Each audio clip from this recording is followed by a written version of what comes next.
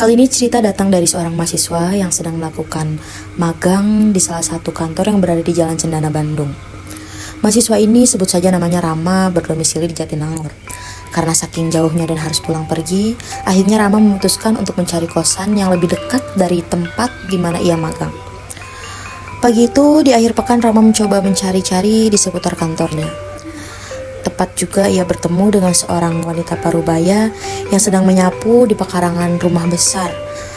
Lalu ia pun bertanya, "Pagi Bu, numpang tanya, di daerah sini ada kosan yang murah gak ya Bu? Buat saya, karena saya magang di dekat Taman Supratman. Cuma untuk 2 bulan kok Bu, gak usah mewah, gak apa-apa. Ya buat istirahat aja," tanya Rama kepada ibu itu. Ibu itu pun terdiam sebentar. Dia menoleh ke arah rumahnya sendiri yang nampak sudah menjadi bangunan tua ala Belanda. Lalu ibu itu pun menjawab, "Ada sih Dek, cuman kenapa Bu? Gak ada fasilitasnya? Gak ada kamar mandi di dalam? Kamarnya kecil." "Gak apa-apa deh Bu, saya cuma buat istirahat doang kok, serius," sambar Rama dengan penuh semangat. "Ada kamar di rumah saya ini, tapi..." Belum selesai ibu itu menjawab, lalu ia kembali menoleh lagi ke arah rumahnya. "Kenapa Bu?" tanya Rama kebingungan dan ikut sesekali menoleh ke arah rumah yang sangat besar itu. "Saya tinggal sama anak saya Dek, anak saya harusnya udah SMA. Cuman dia gak sekolah karena ada sesuatu hal yang gak bisa ibu ceritain. Kalau adek mau ya gak apa-apa, tinggal aja di rumah ini. Tapi kamarnya hanya ada sisa yang di sebelah anak saya, gak apa-apa?" tanya ibu itu. "Wah serius Bu? Boleh Bu, boleh. Wah asik, saya harus bayar berapa Bu sebulan?" tanya Rama lagi. "Ya bayar buat listrik aja Dek, gak usah besar-besar, asal ikut bantu ibu aja, bersih-bersih sambil jaga rumah ini," jawab ibu itu. "Wah makasih banyak ya Bu, kalau gitu saya pulang ke Jatinangor dulu, nanti saya balik besok buat bawa beberapa barang yang saya butuhin buat magang ya Bu," jawab Rama dengan girang. Di perjalanan menuju kosannya, Rama berpikir, hebat banget ibu itu, punya rumah besar. Dari mukanya sih emang kelihatan dia bukan orang biasa. Ya walaupun penampilannya sederhana. Rama juga berpikir kenapa anak laki-laki si ibu itu tidak sekolah dan kemana sebenarnya suaminya. Tapi pikiran itu kalah dengan rasa lega bahwa dia kini sudah menemukan tempat tinggal lebih murah selama dia magang. Keesokannya Rama kembali ke rumah itu, lalu mengetuk pintu rumah besar ala Belanda itu. Bu, Assalamualaikum Bu." Rama mengetuk pintu, namun tidak ada yang menjawab. Tak lama kemudian ada suara yang mengagetkan Rama dari arah belakang. "Mau cari siapa, A?" kata seorang pemuda yang sekitar 16 tahun menepuk pundaknya dengan tatapan yang kosong. Ibu pemilik rumah ini, saya kemarin sudah bertemu dengan beliau, mau bicarakan masalah tempat tinggal sementara buat saya magang," jawab Rama. "Oh ini Rama yang mau magang di kantor itu ya? Yang dari kuliah di Jatinangor itu ya?" tanya pemuda itu. Iya bener, sini masuk A," ajak pemuda itu sembari menuntun Rama untuk masuk ke dalam rumah yang kental dengan nuansa rumah kuno, dengan barang-barang yang kuno juga lagi besar. "Ini kamarnya, saya di sebelah kamar AA. Ibu saya kamarnya di belakang," jelas pemuda tadi.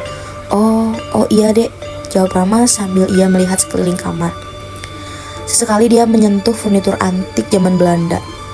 Dan ada kamar mandi di dalam beserta wastafel di depan kamar mandinya.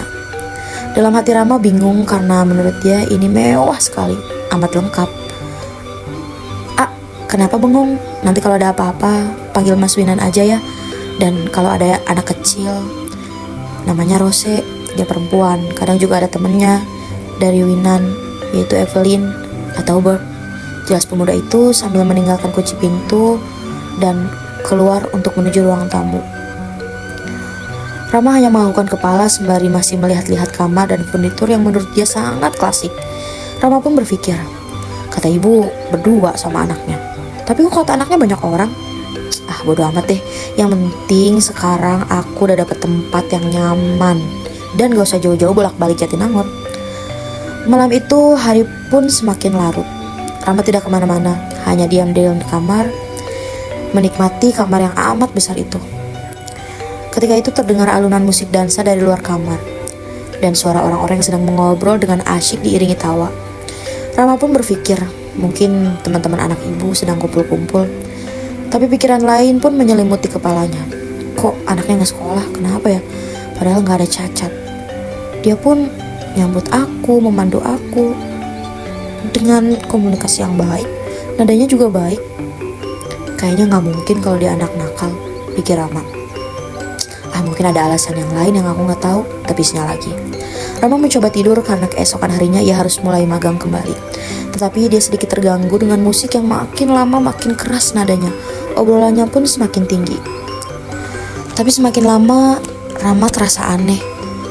Obrolan-obrolan itu terasa asing di telinga Rama. Dalam hatinya pun bergumam, mereka ngobrol pakai bahasa apa sih? Inggris bukan, Sunda bukan, Indo bukan.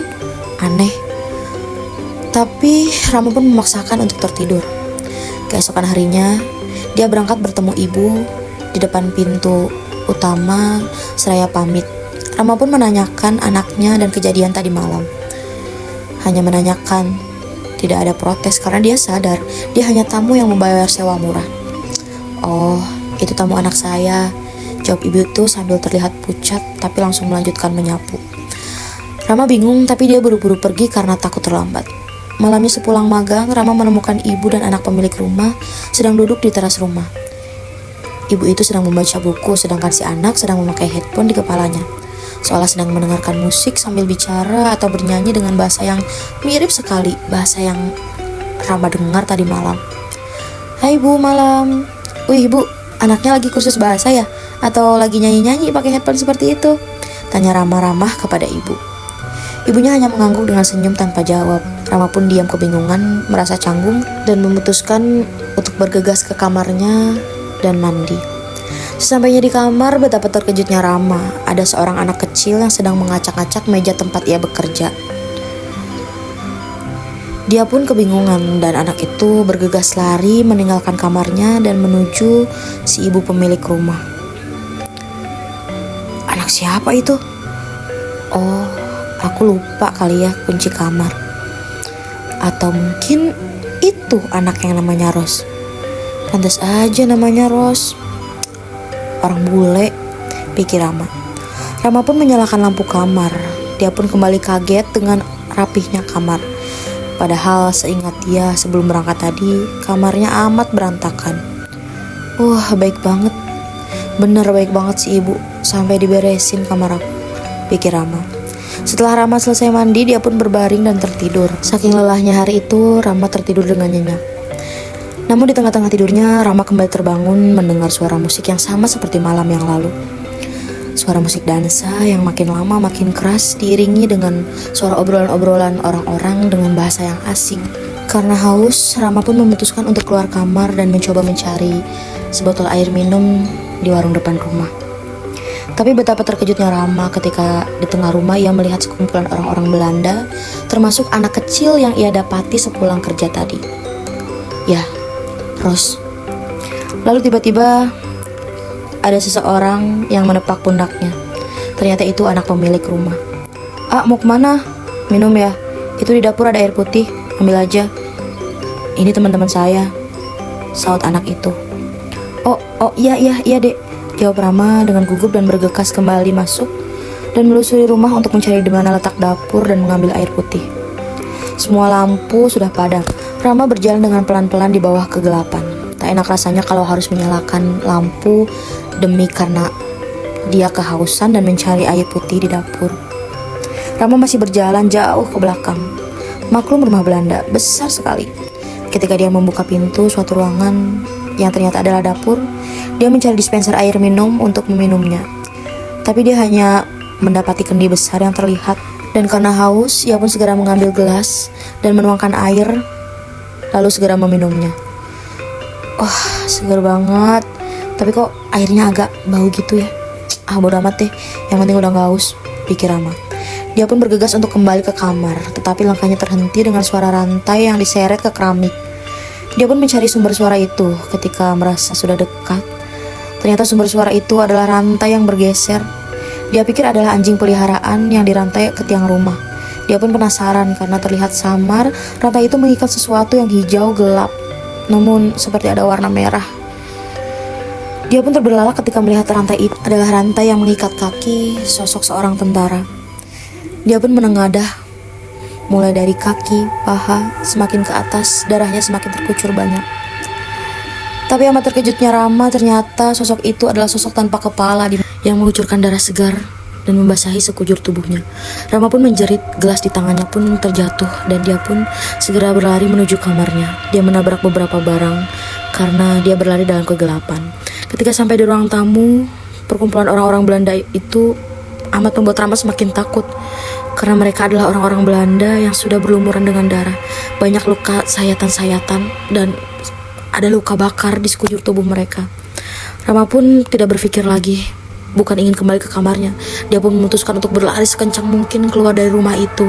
Sampai akhirnya di teras rumah, dia bertemu dengan sang ibu pemilik rumah. Sambil mengatur napas, Rama pun menceritakan segala kejadiannya kepada pemilik rumah. Sang ibu pun tidak menampakkan wajah yang kaget ataupun takut sama sekali. Dengan mengatur nafas yang terengah-engah, Rama menceritakan segala kejadian yang ia alami di dalam rumah tadi. Lalu si ibu menjelaskan bahwa orang-orang Belanda yang ia lihat di tengah rumah adalah pemilik rumah dulunya. Orang-orang itu telah mati, dan sekarang arwahnya menjadi teman buat anaknya. Karena ternyata anak pemilik rumah itu adalah anak yang bisa melihat makhluk halus. Namun sampai sekarang dia tidak bisa membedakan mana yang manusia dan mana yang bukan.